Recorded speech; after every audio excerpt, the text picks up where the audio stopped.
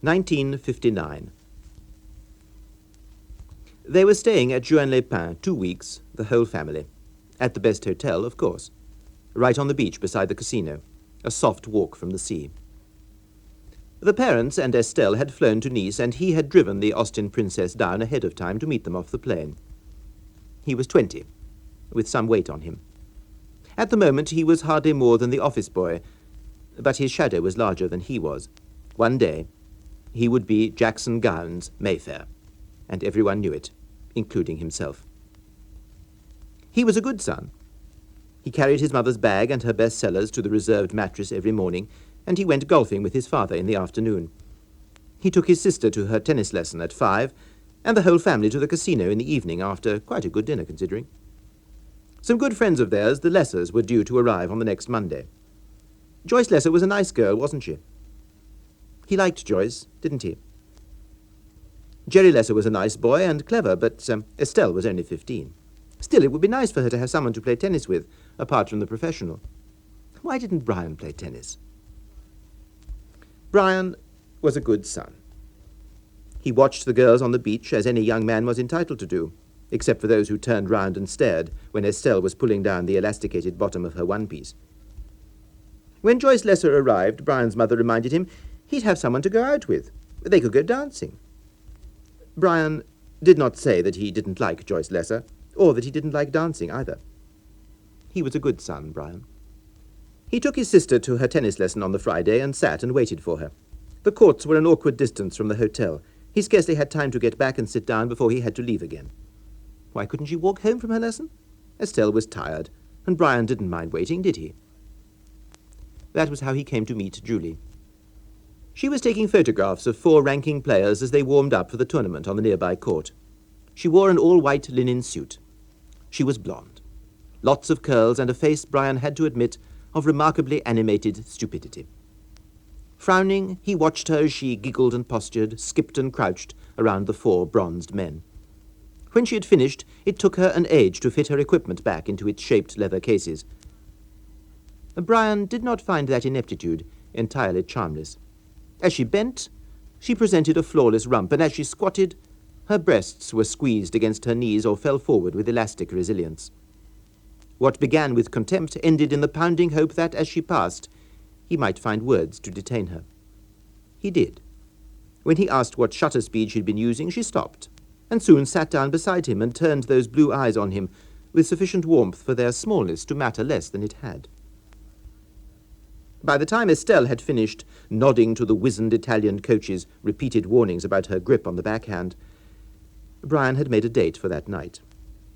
He'd forgotten that it was Friday and his parents were not pleased. What if they wanted to go for a drive? Bryan said he would leave them the princess. Julie had a white sports car of her own. A girl with a car of her own sounded independent, and independence was dangerous and sometimes infectious. Bryan was apologetic, but he was stubborn. He met Julie as arranged. Her company was not an immediate delight. He had to make all the conversation over the lobster. Yes and no might have been tongue twisters. So difficult was it for her to pronounce them. But soon there was more yes than no. And by the time they'd been to a nightclub or 2, conversation was at once easier and less important. Dancing now seemed to Bryan a most enjoyable affair. Dumping her high-heeled gold sandals in Bryan's lap for safekeeping, she drove her little Austin Healey Sprite barefoot from one place to the next. She wore a woolen pom-pom cap with a bobble on it. She'd been on the coast 3 weeks, she told him, and this was the first night she'd had a good time, honestly. He was absolutely certain, as she said that he was in love with her. Her parents were divorced. Her father, an alcoholic ex-commander RN who sold insurance, her mother, a successful film editor, hence her equipment and the little studio on the Croisette. It did not seem to Bryan much less than a miracle that Julie not only looked good in her clothes, but was also willing, after a yummy evening, to prove that she looked even better without them. She did not even turn out the light. She concealed herself from him in no way at all. She ran ahead of his dreams, allowing them all to come true, one after the other, without seeming to make the smallest favour of it. He reeled down the stairs from her studio, drunk with ecstasy. Her monosyllables were eloquence now. Elegance replaced her awkwardness. He would have asked her to marry him, had not marriage sounded too flat a reward for all the pleasure she'd given him. The next morning, he lay in a glazed torpor on the beach next to his mother. At last he made an excuse and went back to the room to telephone. Had he drained his ration of paradise? Would she answer his ring? Had she minded that they'd done all of those things, first time out? She answered the phone slightly out of breath, and her panting reminded him of the previous night. Had she someone else there, or had she just run up the stairs? She'd just run up the stairs, she said, and couldn't find her key when she heard the telephone. They made a date for 6:30, the first moment he could be sure to be free. It was a freedom not too happily conceded by his mother, and hence by his father.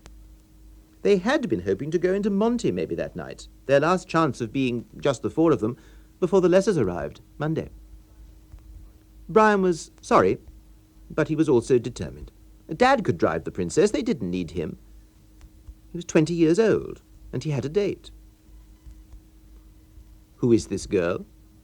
He said it was someone he'd met at the tennis club. Nice? Very. The predictable questions were predictably answered. The last of them was, of course, do we get to meet her? I only met her yesterday. We're not... A little gesture indicated what they were not. Nice looking, is she? She's blonde, Bryan said, and very nice looking. Blonde, his mother said. I see. The girl's bare feet looked so delectable on the pedals of the little sprite that Bryan would gladly have gone on his knees and licked the dust from between them. She smiled across at him and took his wrist and turned it over for the time. Can't eat yet, she said. What shall we do? He looked at her in the roll-neck sweater, its loose stitches enchantingly distended by the thrust of her breast, and he hardly dared to say. She did. Bed first, then eat. She tasted of salt and sun oil between those pretty toes. I like Jews, she said, when they were lying on the white rug under the French windows after they'd done what they liked. He almost cried. Instead, he said, I love you. He said it several times until she said, I love you too. It thrilled him all right, her declaration, but he couldn't help noticing how little it cost her.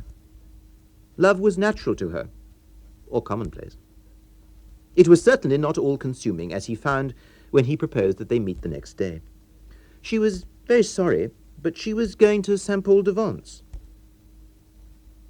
He wanted to go too, but she shook her head. She was climbing into her pants at the time. Her denial aroused his desire. She was not in the least inconvenienced, but she didn't change her plans.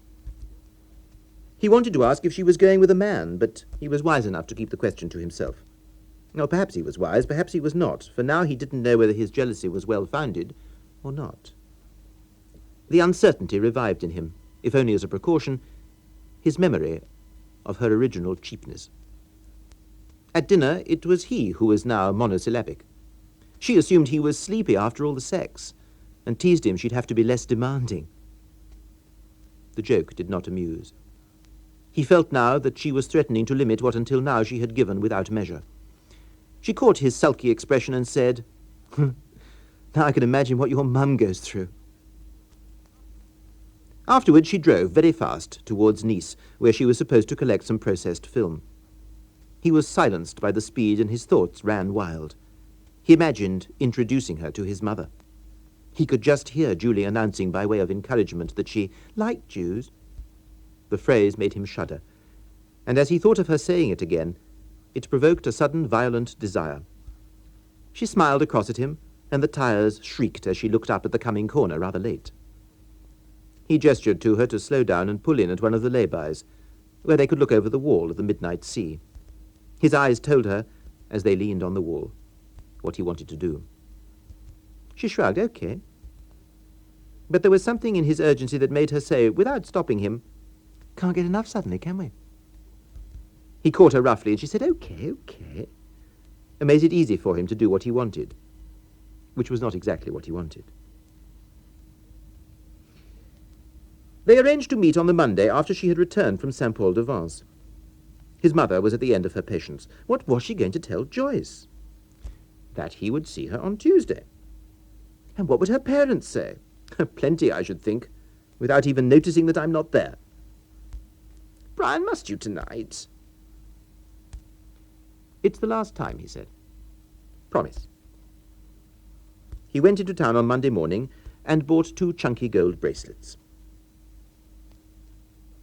She didn't offer to take him to the flat before they had dinner.